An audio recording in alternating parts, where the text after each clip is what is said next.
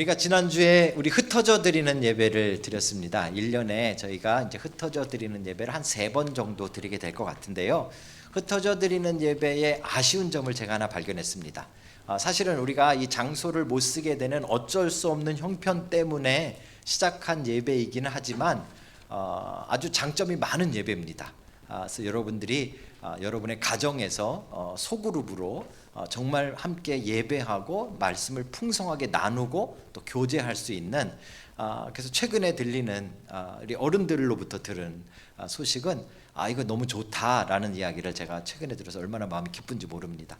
하나님께서 우리를 그렇게 어쩔 수 없는 상황이지만 더 좋게 인도하시기도 한다라는 어떤 좋은 증거이기도 합니다. 그런데 제가 지난주에 이 흩어져 드리는 예배를 드리면서 아쉬운 점을 하나 발견했습니다. 그건 여러분들은 이제 방송을 통해서 제 얼굴을 이렇게 보시니까 뭐 머리가 왜 저러냐, 뭐 머리 깎을 때가 됐다, 얼굴에 여기 뭐 제가 상처가 났는데 오늘 좀 가린다고 가렸는데도 보이죠, 그죠? 그래서 또 뭔 짓 하다가 저기 다쳤냐, 뭐 이렇게 여러분들은 보실 수가 있는데, 반대로 저는 여러분들을 못 보는 거예요. 그러니까 예배를 잘 들으셨는지 또 말씀을 잘 정말 들으셨는지 이게 확인할 길이 없는 거죠.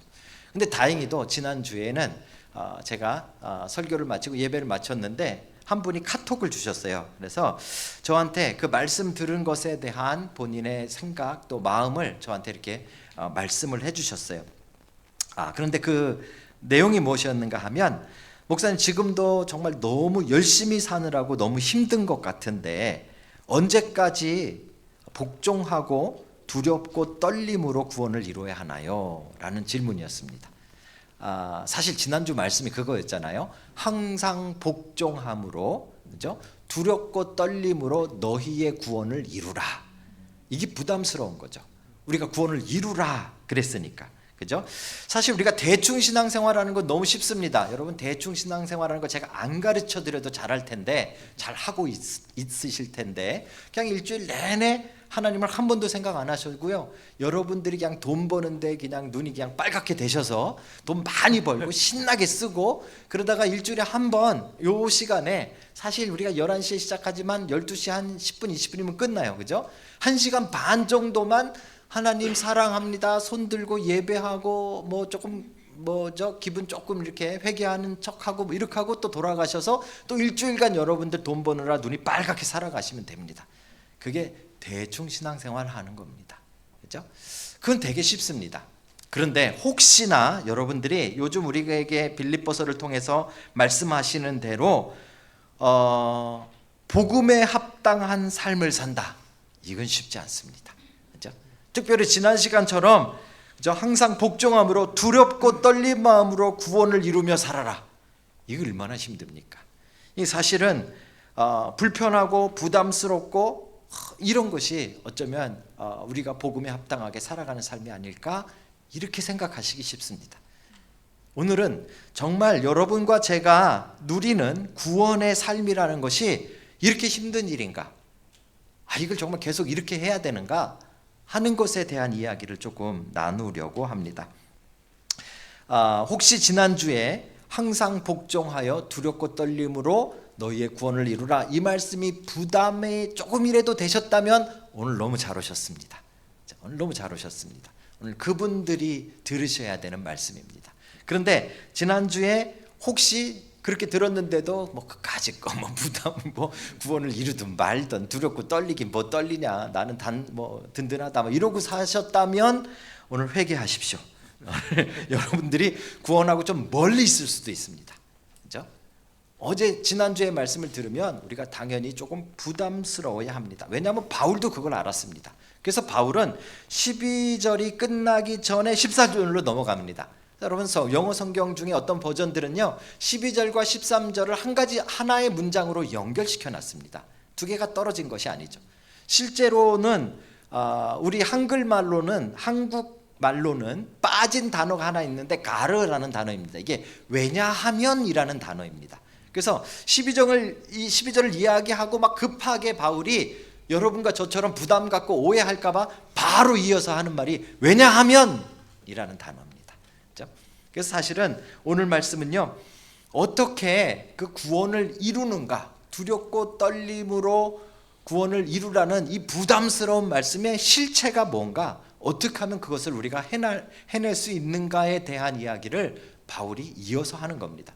지난주에 우리가 시간상 흩어져 드리는 예배니까 짧게 앞부분만 하고 넘어가니까 우리는 한 주 동안 부담스러운 거예요. 그죠? 어떻게 두렵고 떨림으로 구원을 이루란 말인가? 이 복종하라는데 이 뭘 하라는 건가? 그죠? 그랬는데 이게 사실은 바울은 이어서 말하는 거예요. 오늘 여기까지 오셔야 됩니다. 13절과 14절은 조금 아까 저희가 읽었는데 제가 개인적으로 아주 많이 사용하는 구절입니다. 우리 청년들이 특별히 목사님 저 오클랜드 갈까요? 뭐 공부 때려칠까요? 뭐 아니면 뭐 직장이 취업 안 되는데 어떻게 할까요? 미래에 대해서 물어보면 제가 항상 답하는 답 중에 하나가 이 13절 구절입니다. 그렇죠? 그것은 왜 제가 이 구절을 말하는가 하면, 우리가 받은 구원, 우리가 지금 구원의 삶을 누리고 있는데 그게 어떤 건지, 그 실체를, 구원의 삶을 산다는 것이 실제로 무엇인지를 확인하는 구절이 13절입니다. 그래서 너무 중요한 말씀이고요. 이 구절을 통해서 오늘 여러분들의 마음이 바뀌어지기를 주님의 이름으로 축복합니다. 정말로 이 구절의 진짜 의미를 깨닫고, 우리가 어떤 구원을 받았구나, 우리가 지금 누리는 것이 무엇인가를 다시금 깨달을 수 있는 여러분과 제가 되기를 주님의 이름으로 축복합니다. 자, 그럼 본격적으로 한번 들어가 보십시다. 우리 안에 있는 이 부담이라는 단어가, 부담이라는 마음이 어디서부터 왔는가 하면 항상 복종하라라는 이 복종이라는 단어 때문에 왔어요. 왜냐하면 복종이라는 말을 좋아하시는 분 없어요. 저도 싫어요. 복종은 너무 싫어요. 그런데 우리 그런 구절 있잖아요. 아내는 남편에게 복종하라. 일단 싫어. 남편 얼굴 보기도 싫은데 복종하라. 복종이라는 단어는 너무 싫은 거예요. 그죠? 그런데 오늘 본문에 보면 그냥 복종도 아니고 뭐요? 항상 복종하라요. 12절에. 이건 더 싫어. 더 싫어. 그죠? 이 항상 복종이라는 말을 그냥 아멘 이렇게 받을 수 있는 사람은 정신 나간 사람이거나 아니면 뭔가 제대로 생각하지 않는 사람일 가능성이 상당히 높습니다. 복종이라는 단어는 우리에게 너무 부담스러운 단어이기 때문에 그렇습니다. 그렇죠? 그런데 이게 그런 단어가 아니라고 성경이 말하는 거예요. 이 복종이라는 성경적 의미를 오늘 우리가 찾아가려고 하는 거예요. 그렇죠? 그 첫 번째 힌트가 13절에 등장합니다. 너희 안에 행하시는 이는 하나님이시다. 바울이 너희의 구원을 이루어 두렵고 떨림으로 항상 복종함으로 너희의 구원을 이루어라. 왜냐하면 너희 안에 행하시는 이는 하나님이시다. 이렇게 말하는 거예요. 원어상으로 보면요, 하나님이시다 이 말부터 나와요. 왜냐하면 하나님이시다. 너희 안에 행하시는 이는. 이렇게 말하는 거예요. 그렇죠? 이게 왜 말을 확 바꾸는 반전이 되는 말인가 하냐면요, 실제로 우리가 구원을 이루라고 해놓고 실제로 그 구원을 이루는데 필요한 모든 행위는 누가 하셨다고요? 우리가 아니라 하나님이 하셨다는 거예요. 하나님. 실제로 구원을 이루는 데 있어서 여러분과 제가 할 수 있는 건 아무것도 없어요. 여러분과 제가 뭘 열심히 한다고 해서 구원이 이루어지는 게 아니에요. 이거부터 먼저 우리가 받아들이고 시작해야 돼요. 그래야 그 부담부터 없어지는 거예요. 그렇죠? 여러분이 뭐 성경책을 100번 읽고 1000번 읽어도 구원받는 거 아니에요. 예배에 한 번도 안 빠지고 10년을 다녀도 구원받는 거 아니라고요. 그렇죠? 구원은 우리가 뭔가를 할 수 있는 일이 아니에요.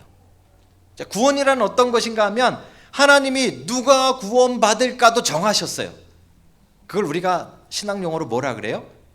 예정이라고 말하는 거예요. 예정. 그렇죠? 여러분이 결정하는 게 아니란 말이에요. 나는 구원받을래요, 나는 안 받을래요. 여러분 결정이 아니에요. 구원받을 것도 누가 정했어요? 하나님이 정하셨어요. 그걸 예정이라 그래요. 그렇죠? 그럼 어떻게 구원받아요? 우리가 죄 있어서 구원 못 받잖아요. 그렇죠? 구원받으려면 그 죄값을 치러야 되는데 그것도 하나님이 하셨어요. 그렇죠?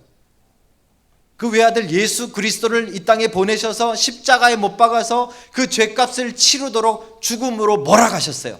그 여러분이 할 수 있어요? 못해요. 여러분과 제가 100번 1000번 십자가에 달려 죽어도 죄를 사함받지 못해요. 그걸 누가 하신 거예요? 하나님이 하셨어요. 하나님이 행하신 거예요. 구원을 이루라 해놓고 실제로 여러분과 제가 하는 게 아무것도 없어요. 그러면 예수 그리스도께서 십자가에 달려 돌아가셨는데 그걸 가지고 어떻게 우리가 구원받아요? 그게 우리의 마음에 와닿고 우리가 믿어지고 그죠? 우리에게 적용되어지는 거. 이 어플리케이션은 누가 하시는 거예요? 내가 하죠? 아니에요. 성령님이 하시는 거예요. 그죠? 구원에 있어서 여러분과 제가 하는 일은 하나도 없어요. 없어요. 그죠? 그러니까 구원을 이루라라고 복종하여 구원을 이루라, 이걸 우리가 오해하는 거예요.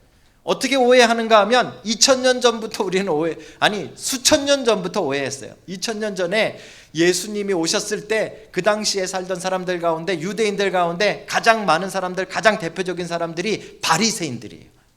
그죠? 이 바리새인들은 어떻게 생각했는가 하면 하나님의 율법을 만들어 놓고 모세의 율법에다가 또 아주 세세하게 여러 가지 막 수십 가지의 규칙들을 정해요. 안식일을 지켜라고 하면 안식일 지키면 되잖아요. 근데 안식일을 지키려면 몇 킬로 이상 걸으면 안 되고, 안식일을 지키려면 뭐 자르면 안 되고, 안식일을 지키려면 뭐 하면 안 되고, 자기네들이 왕창 만들어놔요. 그리고 그걸 지켜요. 그리고 그게 복종이라고 생각하는 거예요. 그럼 어떻게 생각해요? 자기들이 그걸 지키면 구원받고, 안 지키면 구원 안 받고. 그죠? 이거 잘 생각해 보세요. 2000년 전에 바리새인들이 생활했던 그 잘못된 신앙생활을 여러분과 제가 똑같이 하고 있는 거예요. 복종하라 그러니까 왜 힘들어요? 우리의 머릿속에 뭔 해야 되고 뭔 하지 말아야 되고 이거부터 떠오르니까 힘들 거잖아요. 그렇죠? 근데 그거 가지고는 구원이 안 된다니까요. 지금 구원은 하나님이 너희 안에 행하시는 일이다. 하나님이 행하셨다. 하나님이 다 했다는 거예요. 여러분이 해야 하는 일이 아니라는 거예요. 그러니까 마음의 짐부터 덜으세요. 사랑하는 성도 여러분, 먼저 이것부터 기억하셔야 돼요. 복종함으로 구원을 이루라 그랬으니까 아이고 예배를 빠지면 안 되겠구나, 헌금은 비포 텍스로 해야지 아프터 텍스로 하면 벌 받나 보다, 꼴 보기 싫은 사람 용서해야겠다, 하루에 기도는 1시간 이상 해야지, 성경은 10장 읽어야지. 그거 아니라고요. 그게 복종이 아니라고요. 그게 복종이 아니라고요. 왜냐하면 구원을 위해서 실제로 행하시는 건 하나님이 다 하셨기 때문에. 그렇죠? 바울은 이거를 자기가 쓴 서신서 여러 군데서 설명하는데 대표적인 게 에베소서 2장 8절이에요. 제가 읽어드릴게요. 너희는 그 은혜에 의하여 믿음으로 말미암아 구원을 받았으니 이것은 너희에게서 난 것이 아니요 하나님의 선물이라. 말은 뭐예요? 여러분이 구원받으려고 구원을 이루겠다고 뭐 복종하겠다고 뭐 이를 악물고 뭘 하라는 얘기가 아니라는 거잖아요. 구원은 이미 하나님이 이루어 놓으신 거예요. 구원은 그냥 하나님이 다 만드신 것을 여러분들이 그냥 동의하시면 되는 거예요. 그런데도 우리는 이게 너무 힘들고 어렵게 느껴지죠. 그죠? 왜요? 구원은 자꾸 여기서 복종하라 그러니까 뭘 우리가 해야 된다라고 생각하기 때문에 그렇습니다. 여러분 다시 말씀드립니다. 구원이란 여러분이 또 제가 뭘 할 수 있는 게 아닙니다. 그 엄청난 일은 하나님이 하시는 일입니다. 하나님이 작정하시고 계획하시고 누가 구원받을까도 하나님이 꿈꾸시고 하나님이 정하시고 그 사람들을 위해 예수 그리스도를 십자가에 내몰아 달아 죽이시고 구원의 길을 여신 거잖아요. 그리고 그 은혜를 성령님께서 여러분들의 마음속에 부어주셔서 여러분과 제가 그 말도 안 되는 구원을 누리는 거예요. 여러분 2000년 전에 팔레스타인 땅에서 어떤 아저씨가 십자가에 몰려서 피 흘려서 죽었대요. 여러분 때문에. 이걸 믿는 미친 분이 누굽니까? 이게 믿어지는 사람이 누굽니까? 이걸 여러분들이 하셨다고요? 여러분들이 믿고 있다고요? 여러분들의 의지로? 여러분들의 머리로? 여러분의 계획으로? 천만의 말씀입니다. 구원은 하나님이 우리에게 주신 선물입니다. 그러니 일단 이제 우리가 이 이야기를 시작하기 전에 이것부터 짐부터 내려놓으십시오. 복종함으로 구원을 이루라, 이 말씀은 이를 악물고 뭐 하라는 말씀이 아닙니다. 행하시는 분은 하나님이시다. 구원의 주체는 하나님이십니다. 그렇죠? 복종은 여러분들이 구원을 얻기 위해 애쓰고 수고해야 되는 어떤 어려운 일이 아닙니다. 하나님이 다 하신 것 여러분 주목하십시오. 오늘 그것이 어떻게 나에게 이루어지는지를 경험하는 믿음의 날이 되시길 주의 이름으로 축복합니다. 자, 그러면 이제 넘어가십시다. 이 구원의 주체가 하나님입니다. 그래서 바울이 막 서둘러서 12절을 말해놓고 오해할까 봐 바로 이야기하는 거야. 왜냐하면 하나님이시다. 너희 안에 행하시는 이 구원을 위해 행하신 건 다 하나님이시다. 너희 보러 이루라 그러고 하나님이시다 이렇게 선포한 거예요. 근데 우리는 이게 헷갈리는 거예요. 분명히 조금 아까는 구원을 이루래며, 그럼 우리가 해야 되잖아요. 이루래며, 그죠? 복종하래며, 그거 우리가 하는 거잖아요. 그런데 갑자기 이제 와서는 하나님의 행하신대. 이거 앞뒤가 안 맞잖아요. 이거 뭘 우리가 한마디로 말하면 뭐 하라는 말입니까? 하지 말라는 말입니까? 요게 헷갈리죠, 그죠? 이 구원은 실제적으로 그럼 우리에게 어떻게 이루어지는가? 구원의 방법을 이제 12절이 설명하고 있는 것입니다.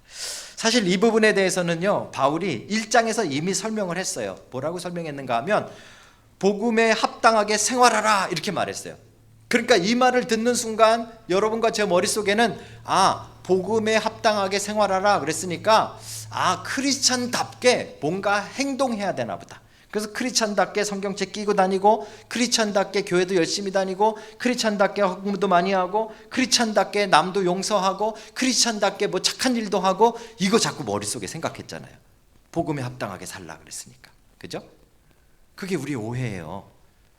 2장에 와가지고 바울이 말했어요. 그 복음에 합당한 삶을 어떻게 살 수 있을까? 여러분이 뭐 열심히 한다고 되는 일이 아니고 한 가지를 해야 되는데 그게 뭐예요? 너희가 그리스도의 마음을 품으라. 그렇죠? 그러니까 뭘 해야 되는 게 아니라 여러분의 마음이 그리스도의 마음으로 바뀌어야 되는 거예요. 그렇죠? 이게 실제로 구원에 합당하게 사는 실질적인 방법이다라고 2장에 와서 우리에게 설명해 준 겁니다. 이 원리가 되게 중요합니다. 성경은 제가 왜 우리 교회에서 자꾸 자원하라고 강요하는지 아십니까? 이것도 강요가 됐어. 자원 안 하니까 자원하라고 강요해. 이거 왜 하는지 아십니까? 성경이 말하는 원리는요, 분명해요. 모든 분야에 있어서 마음은 따른데 행동하는 건 아무 의미가 없어요. 그렇죠? 성경의 원리는 마음이 바뀌어서 기쁘게 행동하는 거예요. 이게 성경의 원리예요. 이걸 성경은 모든 분야에 적용해요. 오늘 본문도 똑같은 방법을 제시하고 있는 거예요. 실제로 행하시는 분은 하나님이세요. 하나님이 하는 거예요. 그런데 어떻게 해요? 너희 안에 행하시는 거예요. 우리 안에서 행하신대. 우리 안에서 뭐 행하시는 거예요? 하나님이? 우리 안에서 하나님의 기쁘신 뜻을 위해서 우리에게 소원을 두고 우리가 행하게 하시나니. 이 말씀이 무슨 말인가 하면 여러분이 하고 싶은 거가 말고 여러분의 마음이 그리스도의 마음으로 바뀌어서 기쁘고 즐겁고 행복하게 하나님의 뜻을 위해서 내가 뭔가를 하게 된다, 그 말입니다. 그럼 이거는 내가 한 거예요? 하나님이 한 거예요? 이걸 하나님이 하셨다라고 말하는 거예요. 그렇죠? 이 원리를 우리가 잘 알아야 됩니다. 이걸 잘못 알면 우리는 모든 분야에서 오해하는 겁니다. 예를 들어서 이런 거예요. 하나님이 예정하셨어요. 강성준이를 구원하기로 예정하셨어요. 그러면 저는 태어나자마자 아무것도 안 해도 하나님이 넌 구원해가지고 바로 이렇게 구원으로 옮기시죠?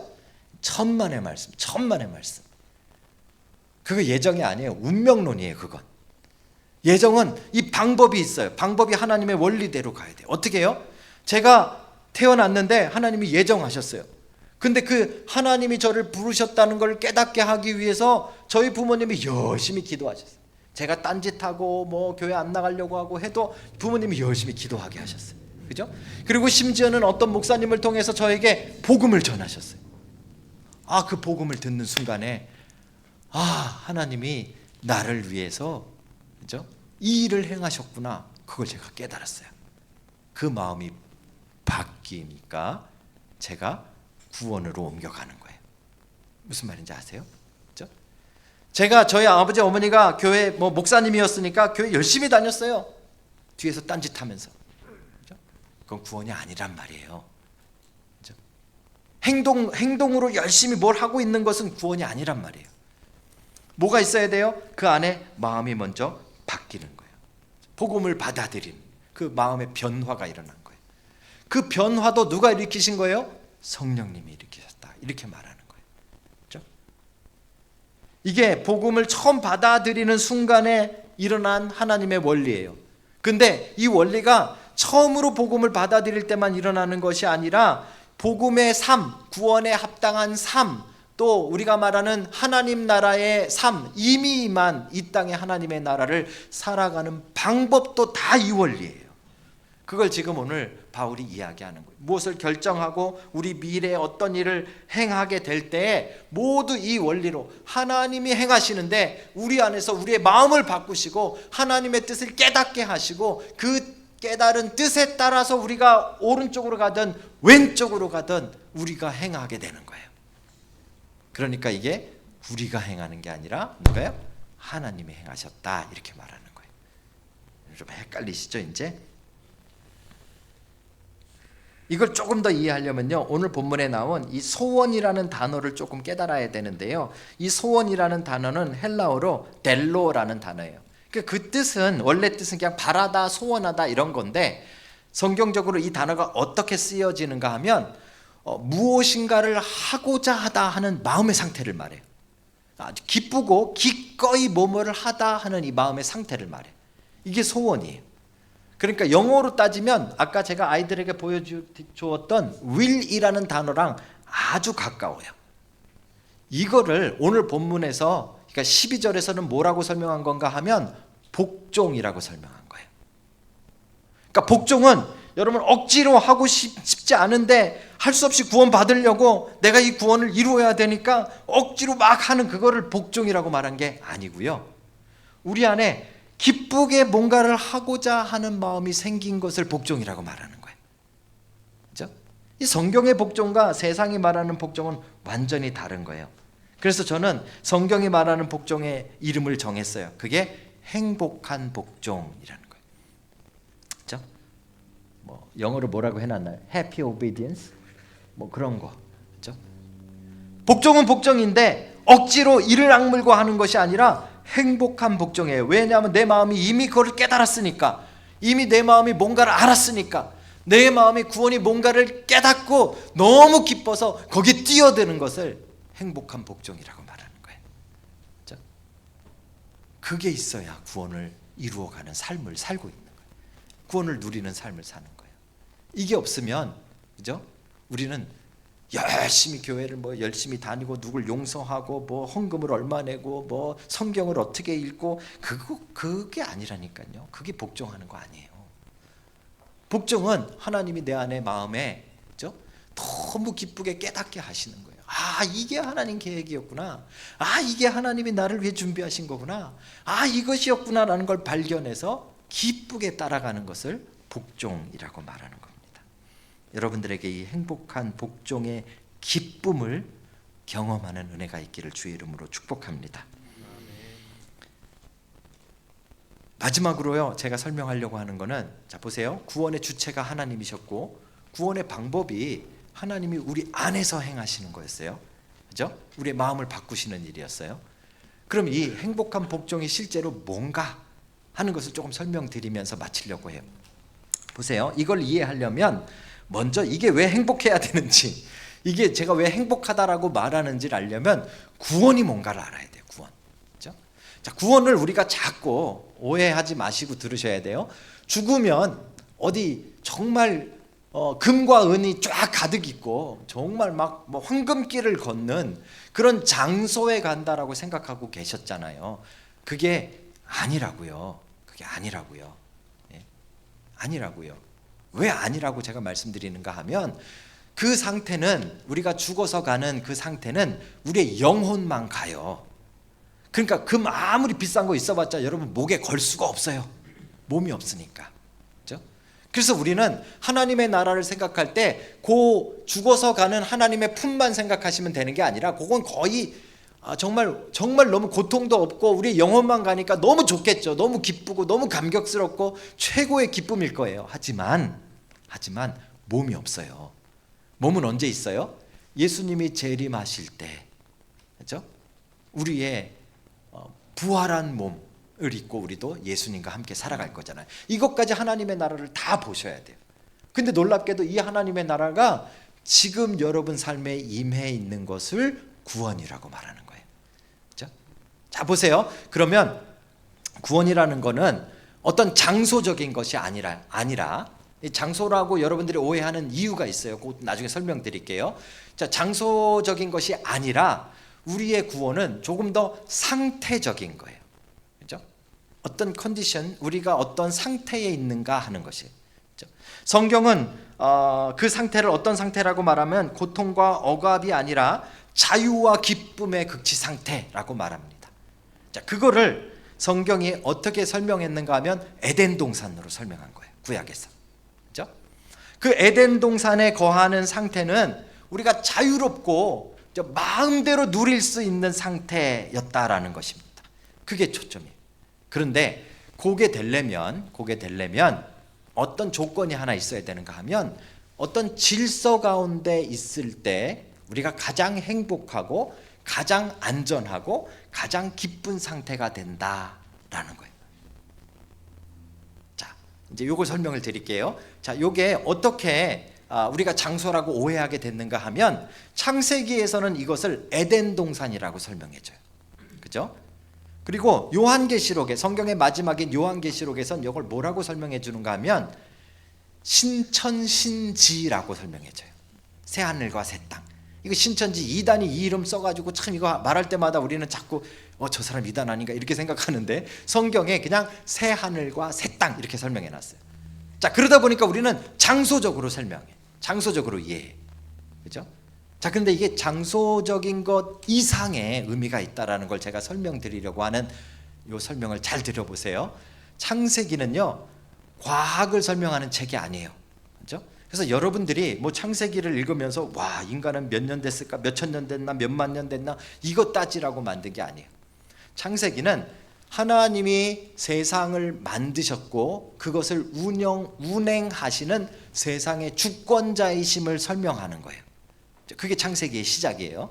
그렇죠? 그래서 창세기는 그 주권자가 무엇을 하셨는가 하면 인간을 위해서, 여러분을 위해서 모든 것을 누릴 수 있는 에덴이라는 것을 만들었다라는 걸 강조하는 거예요. 자, 이게 창조의 내용인데, 자, 우리가 오해하는 것은 창조는 아무것도 없는데 뿅 만드셨죠? 이게 아니에요. 성경은 뭐라고 설명하는가 하면 케오스에서, 그렇죠? 질서를 만드시는 거예요.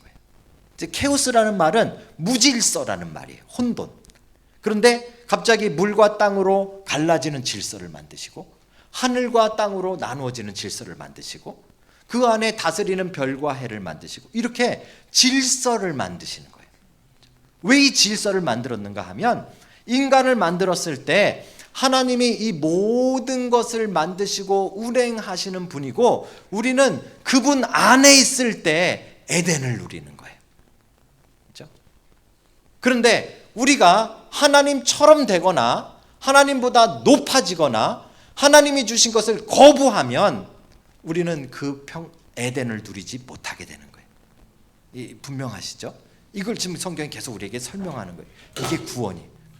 우리가 구원이라는 것은 하나님이 우리를 위해 만드신 이 완벽한 세상, 완벽한 에덴, 온전한 이 나라를 마음껏 누리고 즐기고 행복하게 살아가는 것이 구원이에요.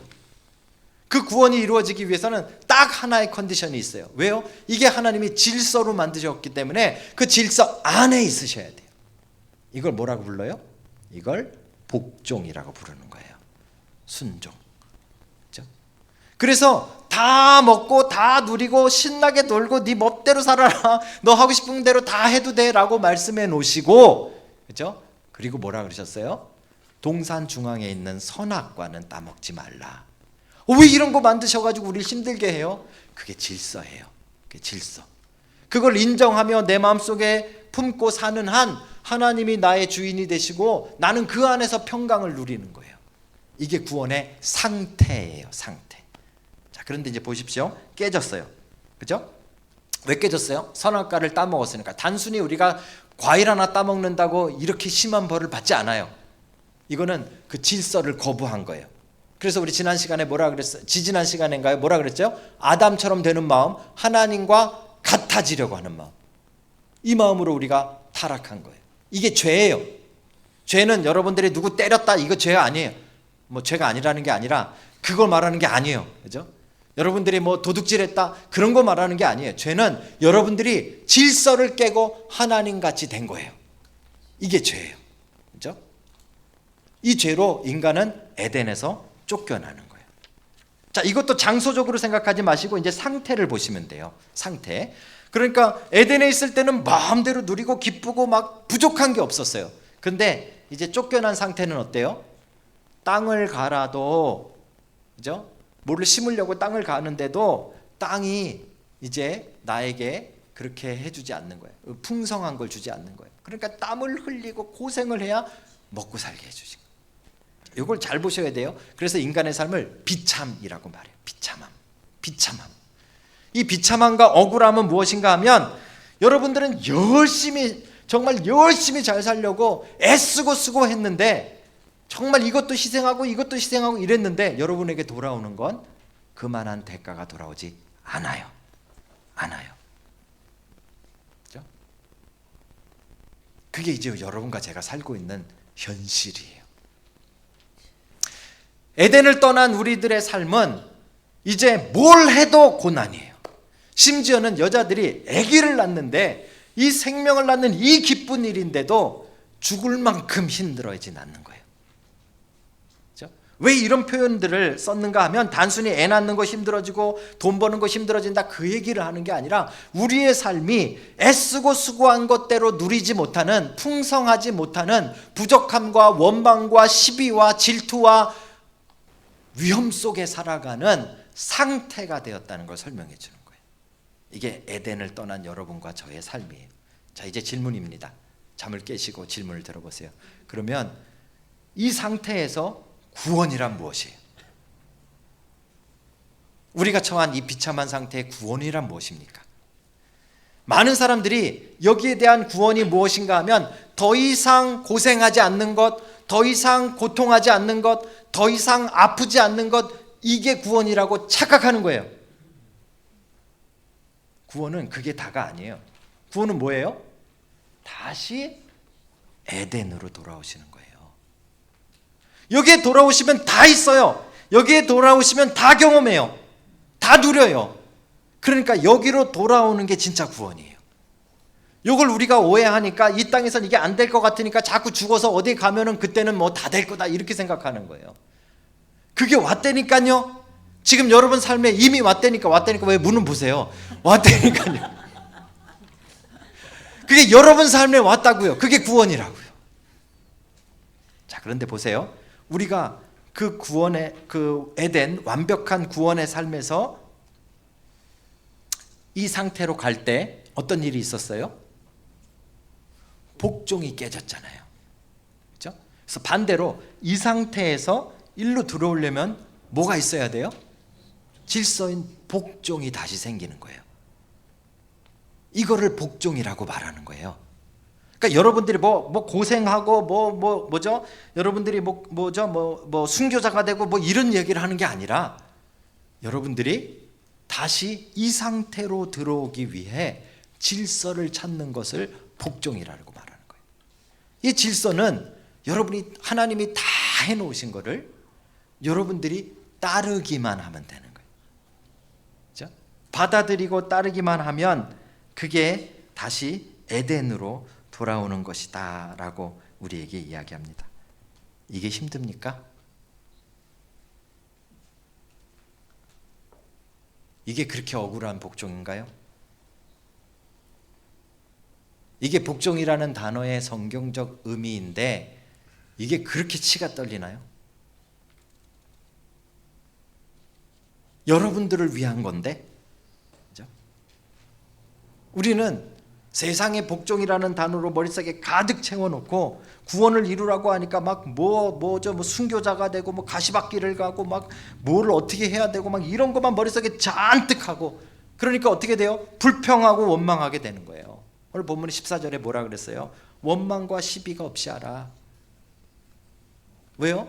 하나님이 주신 마음을 발견해서 하나님의 뜻을 발견하고 그 그 하나님의 뜻을 발견해서 내 마음이 너무 기뻐서 하는 일들인데 이게 왜 힘들어요? 다 여러분을 위한 일이었는데 이게 왜 힘들어요?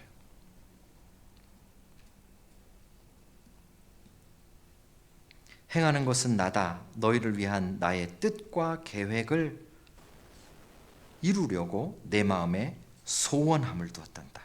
그러니 모든 일에 두려워하지 말고 원망하지 말고 불평하지 말고 너를 위한 나의 계획에 행복하게 아멘이라고만 말하면 된다 라는 게 행복한 복종입니다.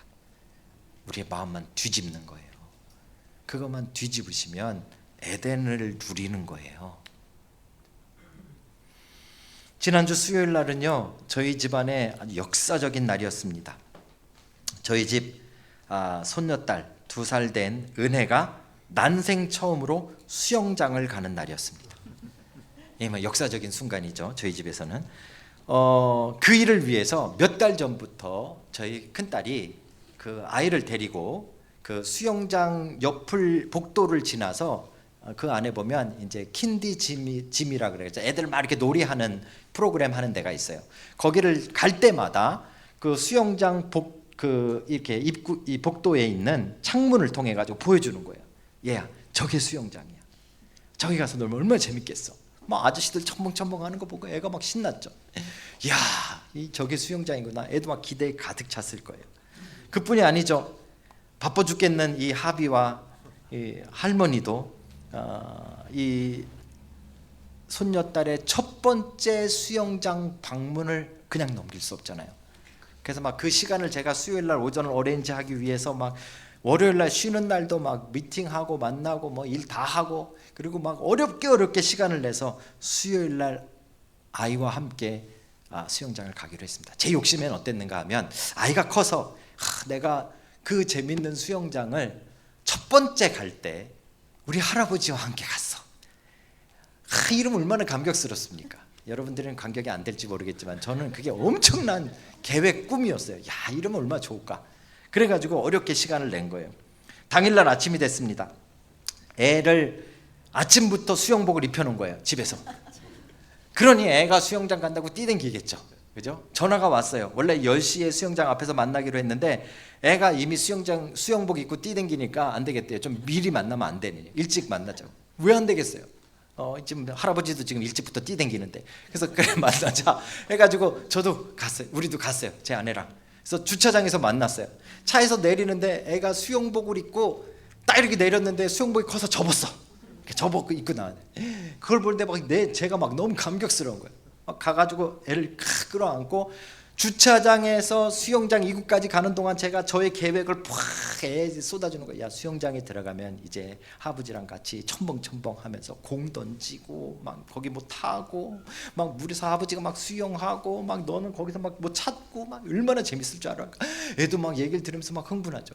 입구에 갔더니 애 엄마가 이 페이를 했더니 애기한테는 이렇게 종이 팔찌 이걸 종이로 이렇게 차는 거 있잖아요. 안 가봐서 모르시나 보다. 이걸 채워주는 거예요. 애가 이거 보니까 너무 좋은 거예요. 이거 차고 이제 수영장 들어가니까 갔어요. 저는 이제 그 혼자 남자니까 여기 뭐 딸, 손주, 그다음에 제 와이프 다 여자잖아요. 그래서 탈의실이 달라. 그래서 이쪽은 이제 탈의실에 가고 저는 남자 화장실 가서 막 남자라 그런지 이렇게 빨라. 그냥 딱 입고 나왔어요. 나왔더니 안 나오는 거예요. 한참을 기다려도 안 나오는 거예요.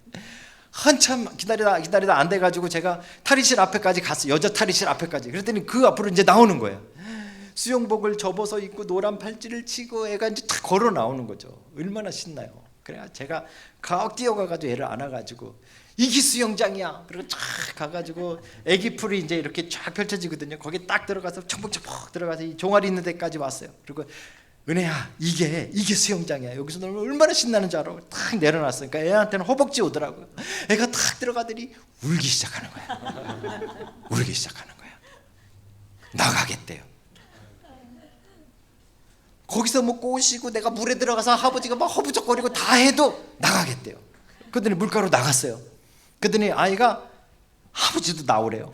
거기서 그러고 있지 말고 나오래. 1시간 내내 집에 간다고 울고, 물 가까이만 가면 막 잉잉거리고.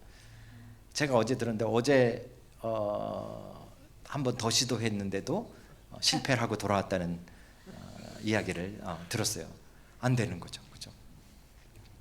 울고 불고 막 난리가 났어요. 그 와중에 우리 둘째 손주 한나는 4개월짜리는 할머니 품에 안겨서 따뜻한 불에 앉으니까 너무 좋죠. 막 졸립죠. 발 텀벙텀벙거리고. 걔는 수영장을 즐기는 거야. 그러니까 하자는 대로 하니까. 근데 얘는 2살인데 못하는 거예요. 겁나는 거예요. 싫은 거예요. 두려운 거예요. 요 마음만 뒤집으면, 그날 제가 계획 다 세워놨잖아요.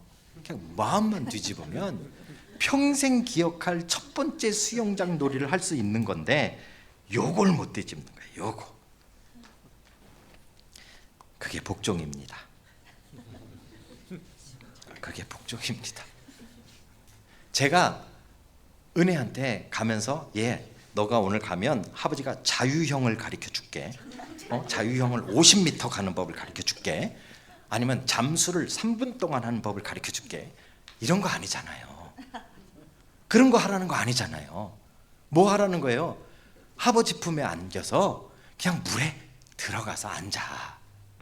그리고 그냥 놀아. 그거를 지금 네 엄마는 몇 개월 동안 준비하면서 너한테 보여준 거고, 그죠? 돈도 네가 낸 거 아니야. 엄마가 냈잖아. 수영복도 너네 엄마 아빠가 사줬잖아. 오늘 여기 온 것도 아버지가 안고 왔잖아. 하는 건 다 누가 했어요? 어른들이 한 거예요. 누구 위해서? 걔 위해서. 그런데 못하겠대요. 그런데 싫대요. 그런데 죽어도 싫대요. 그게 여러분이 생각하는 복종입니다. 복종. 그렇죠? 구원에 있어서 하나님이 다 준비하셨어요. 어느 정도로요? 구원을 이루기 위해서 그 아들 예수 그리스도를 십자가에 못 박아서 피를 흘려 죽게 하셨어요. 우리의 힘으로는 안 되는 일이니까.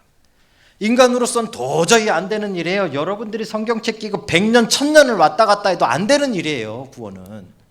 그래서 하나님이 다 하셨다고요. 하나님이 다 하셨다고요. 여러분을 위해서. 여러분을 그 에덴으로 다시 불러내기 위해서, 하나님이 계획한 그 계획 안으로 불러들이기 위해서, 하나님이 준비한 것을 누리게 하기 위해서, 하나님이 계획한 것에 신나게 놀게 하기 위해서 하나님이 다 하셨다고요.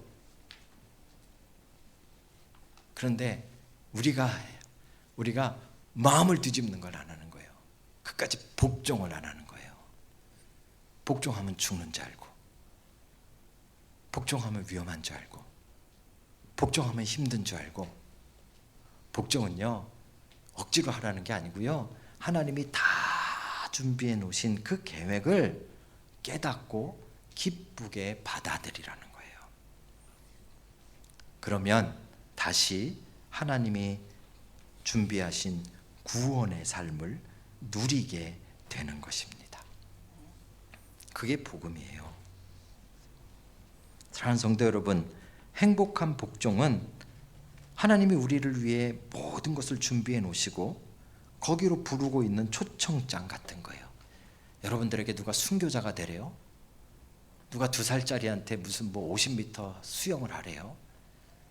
그런 거 아니에요. 우리가 착각하는 거예요.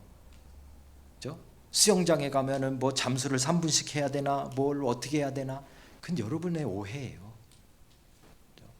복종은 행복한 거예요. 하나님이 다 만들어 놓으신 그것을 누리는 거예요. 그렇죠? 단 요 질서가 만들어져야 누리기 때문에 하나님이 그걸 우리에게 요청하시는 거예요. 항상 복종함으로. 두렵고 떨리다는 게 무서워하라는 얘기가 아니라 하나님이 누구시고 내가 누군지를 아는 거잖아요. 그죠? 두렵고 떨림으로, 그죠? 너희의 구원을 이루라. 사랑하는 성도 여러분, 하나님의 이 놀라운 행복한 복종의 요구를 오늘 아멘으로 받는 여러분과 제가 되기를 주의 이름으로 축복합니다. 그걸 하면 지금 완벽하진 않을 거예요. 우리가 죄악된 몸을 입고 있기 때문에 항상 복종의 상태가 안 될 거 아니에요.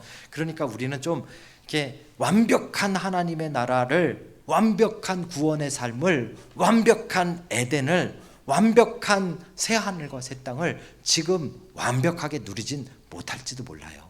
하지만 맛볼 수 있어요. 그게 이미 임한 하나님의 나라예요. 여러분으로 열심히 지금부터 돛 닦아가지고 나중에 죽은 다음에 천당 가라는 얘기가 아니에요. 지금 누리라는 거예요. 지금 경험하시라는 거예요. 사랑하는 성도 여러분, 이 복음이 오늘 여러분들의 삶을 바꿔내기를 주의 이름으로 축복합니다. 우리의 마음을 바꾸십시다. 행복한 복종으로 하나님이 계획하신 것을 받아들이십시다. 때로는 우리의 생각과 많이 다를 거예요. 이 땅에서는. 그렇죠? 여러분의 계획과 많이 다를 거예요. 그래서 불안할 거예요. 아이는 머릿속에 요만한 목욕통 생각했겠죠. 그렇죠? 가보니까 이만한 수영장이니까. 그러니까 자기 생각과 다르니까 안 하려고 하는 거예요. 그렇죠? 그런데 여러분, 하나님이 여러분을 위해 준비하신다는 걸 기억하셔야 돼요. 왜요? 자기 아들까지 내버리신 분이, 여러분을 위해서 자기 아들까지 내모르신 분이 여러분을 위해서 고생시키려고 이거 만드셨겠어요? 그럴 리가 없죠.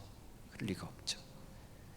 여러분이 복종하면 여러분이 가장 행복한 진짜 구원의 삶을 누리게 되실 것입니다. 마음을 뒤집는, 마음을 바꾸는 행복한 복종으로 우리의 구원을 이루어가는 믿음의 사람들이 다 되시기를 주의 이름으로 축복합니다.